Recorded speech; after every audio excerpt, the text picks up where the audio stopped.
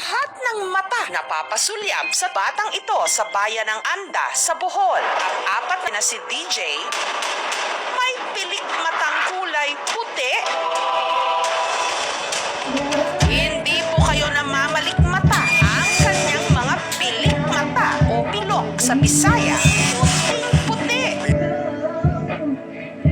Ngayon ko lang nakakita ng puti ang puluka. Normal naman kami lahat dito eh. Sa ilang butangin, nag-iisa. Binubuli po ako ng aking mga kalaro. Ayaw po nila ako isali dahil dito raw po yung aking pilikmata. Naiiba daw po ako sa kanila eh.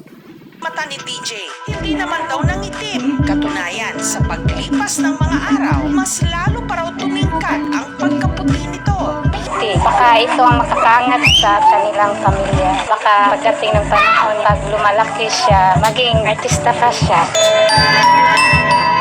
Wala naman daw kakaiba nung ipinagbuntis si DJ. Posible pa rin bang maging kulay itim ang pilik mata ni DJ? Walang kukurap. Dahil ang kasagutan kung bakit puti ang pilok o pilik mata ni DJ, susunod na.